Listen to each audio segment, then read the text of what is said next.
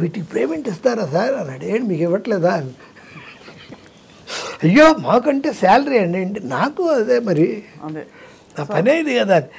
కానీ స్వప్న గారు చేస్తున్నారంటే, ఎందుకంటే నిన్నో మొన్నో షూటింగ్లో ఉంటూ జయసుధ గారు చేశాను అని చెప్పింది ఆవిడ.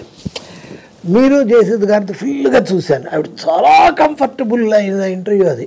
నాకు అర్థమైపోయింది ఆవిడ చాలా ఇన్హిబిషన్స్ ఉన్నాయి ఆవిడకి చాలా.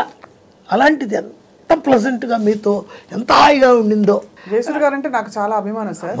ఆవిడ ఎందులో ఆవిడ వ్యక్తిగా, ఆవిడ స్త్రీగా, ఆవిడ జీవితాన్ని ఆవిడ స్వీకరించిన తీరు, కష్ట నష్టాలు, అప్స్ అండ్ డౌన్స్ నాకు చాలా ఇష్టం. నాకు ఒక ప్రొటెక్టివ్ ఫీలింగ్ వస్తుంది ఆవిడ చూసినప్పుడు. ఆవిడని అయ్యో జాగ్రత్త కాపాడుకోవాలని. అంటే నాకు ఆవిడకి ఏం అనుబంధం లేదు, పెద్ద పరిచయం కూడా లేదు. చూసినప్పుడు కొన్ని భావాలు కలుగుతాయి. అయితే ఆవిడ తక్కువ ఆవిడ మాత్రం కాదు. ఇప్పుడు నేను చెప్పినవన్నీ కూడా ఇంటూ 1000 వేసుకోవాలి. ఆ కమర్షియల్ పాయింట్స్ అన్నీ ఆవిడతో. డబ్బులు అయ్యో. రిక్షావాడి సినిమాకి మదర్ క్యారెక్టర్ ఎవరు, చిరంజీవి ఫ్లాష్ బ్యాక్లో అని అనుకున్నప్పుడు నేను జయసూద్ అంటే క్రాంతి కుమార్ గారు చెప్పారు, ఏనాడా ఏంటి జయసూద అది చేయదు అసలు, నాకు తెలీదా, నేను చేయిస్తాను, మంచి రెమ్యునరేషన్ ఇస్తారు చెప్పండి, మీరు చేయించండి చూస్తాను. మీనా కుమారి లాగా, హిందీ మీనా కుమారి లాగా ఆఫ్ షేడ్స్, మేము అనుకుంది కోదండ రామరెడ్డి డైరెక్టర్, అక్కడే చచ్చిపోయింది ఆ సినిమా.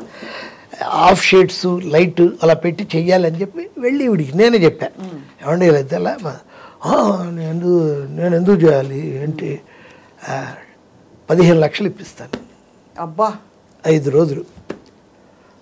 ఏమండే మీరు అంటారు కానీ క్రాంతి గారు ఎందుకు ఇస్తాను నాకు తెలియదు. ఏమంటే నేను ఎన్ని చేశాను, 5 సినిమాలు చేస్తే ₹1,00,000 ఇవ్వలేదు నాకు, ఇవ్వడు. నేను ఇప్పించాక మీరు చేయండి. వెంటనే క్రాంతి గారికి ఫోన్ చేసి ఇలా మాట్లాడాను, ఓకే అన్నారు. అంటే ఆవిడతో కూడా మాట్లాడి 15 ఇస్తున్నారు కదా నిజంగా. వెంటనే నేను తీసుకొని ఏమండి 15 ఇస్తేనే చెయ్యండి అని చెప్పేశానండి ఆవిడకి. ఇచ్చేసాడు 15 lakhs. అంటే డబ్బు చాలా అసలు ఆవిడ. నేను నూతన్ ప్రసాద్ నన్ను పిలిచి ఒకసారి ఏదో అర్జెంట్గా ఇంటికి రండి ఒకసారి నాకు చెన్నైలో, మాదొక సిట్టింగ్ జరుగుతోంది, ఫస్ట్ వైఫ్స్ క్లబ్ అని ఒక ఇంగ్లీష్ పిక్చర్ చూసి వీడికి అప్పించి బాగుంది సినిమాలు, ఒక కథను అత్త తయారు చేస్తున్నారు ఫస్ట్ వైఫ్స్ క్లబ్ అని. ఆవిడ డిస్కషన్కి వెళ్తూ ఉంటే ఈయన పిలిచారు మన నూతన్ ప్రసాద్, చెన్నైలో వెళ్ళాను. నేను ఇలా నూతన భారతీయం పెడుతున్నాను, అతనికి అప్పటికి కాళ్ళు దెబ్బతిన్నాయి, పెడుతున్నాను, డొనేషన్ ఫస్ట్ నిన్నే అడగాలని, ఇదిగో పుస్తకం అని నీ పేరు రాశాను, ఏదన్నా ఇవ్వుతాముడో అన్నాడు. నేను ఒక 10,000 ఇస్తానండి, థ్యాంక్స్ అమ్మా అన్నాడు.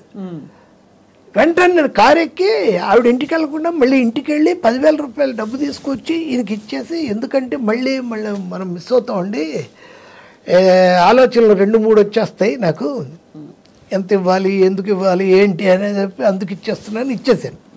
ఇచ్చి జేసు గారి దగ్గరికి వెళ్ళి సారీ అండి హాఫ్ అన్ అవర్ లేట్ అయిందండి. ఎక్కడికి వెళ్ళారు మధ్యలో, ఇలా నూతన్ ప్రసాద్ గారు ఇలా పెట్టారు 10,000, ఏమండి మీకు ఏమన్నా అసలు కామన్ సెన్స్ ఉందా ఆవిడ అడిగింది, బాగా క్లోజ్, ఏమన్నా కామన్ సెన్స్ ఉందా, నూతన్ ప్రసాద్ అని అడుక్కుతున్నాడా, మన డైరెక్టర్ శంకర్కి ఆ ఇల్లు 3.5 కోట్లకు అమ్మాడు మొన్ననే 10 రోజుల క్రితం, సరైన వాళ్ళకి ఇవ్వాలి కానీ అలాంటి వాళ్ళకి అండి ఇచ్చేది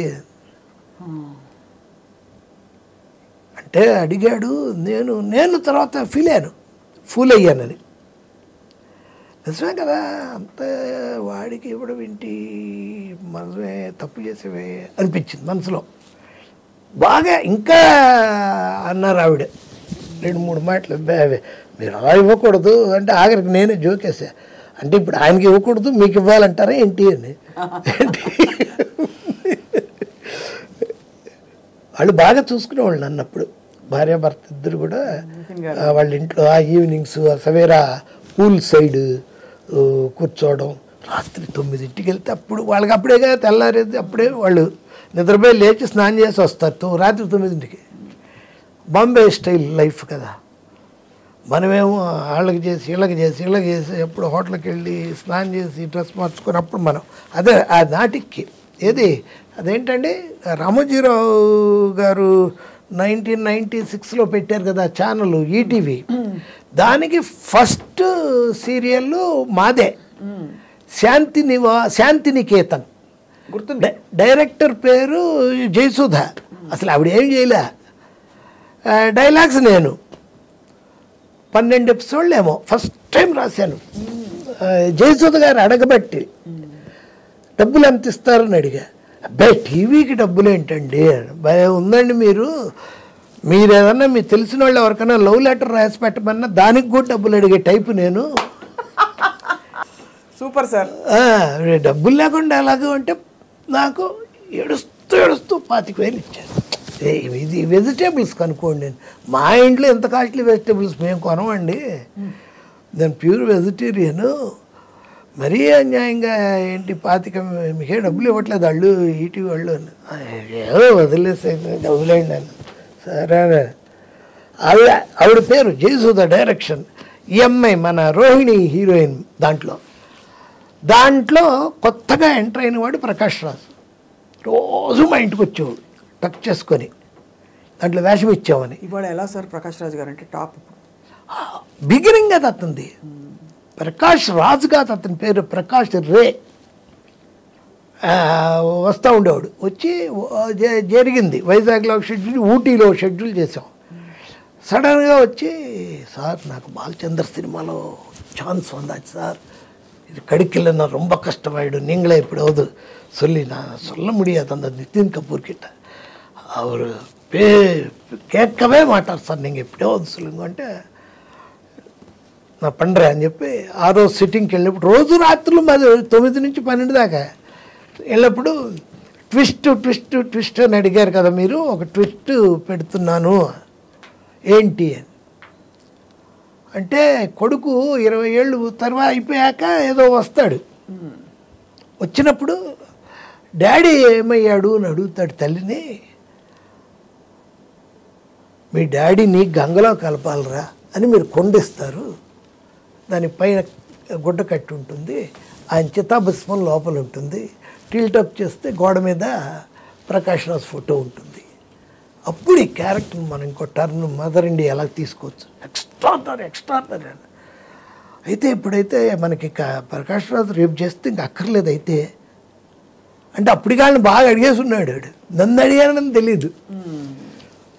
కట్ మనోడు వెళ్ళిపోయాడు డ్యూయెట్ అనే సినిమాకి వైజాగ్, చాలా ఆనందపడ్డాడు.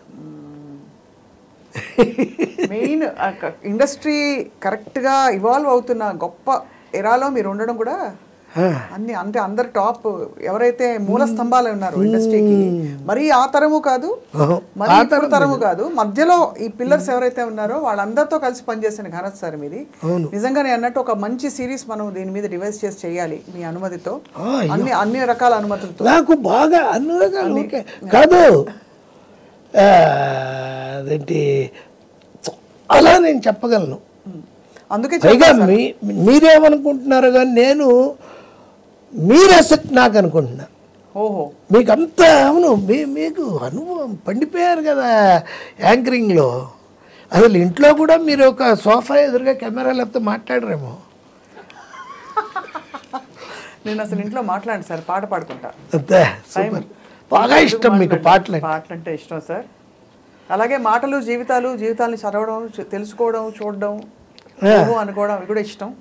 కాబట్టి ఇలా కళ్ళ కట్టినట్టు మీరు చూపించిన బోర్డు అని కథలకి మీకు ధన్యవాదాలు. అది త్వరలో మళ్ళీ కలుద్దాం. తోటపల్లి మధు గారు, థ్యాంక్ యూ. నాకు కూడా ఈరోజు I will call it is a day. Swapna garu లాంటి ఒక అద్భుతమైన యాంకర్ గారితో చేయడం, దీనికి సంబంధించి నన్ను ఇక్కడికి తీసుకురావడానికి కారకులైన సంజయ్ కిషోర్ గారికి, ఐ డ్రీమ్ నాకు ఇష్టమైన టీఎన్ఆర్ గారే పాపం చాలాసార్లు చేస్తా అనేవాళ్ళు, మేము ఇద్దరం సినిమాలు కూడా చేసాం. అది ఇలా తీరినందుకు I'm very very happy. Thank you sir. నమస్కారం. నమస్తే.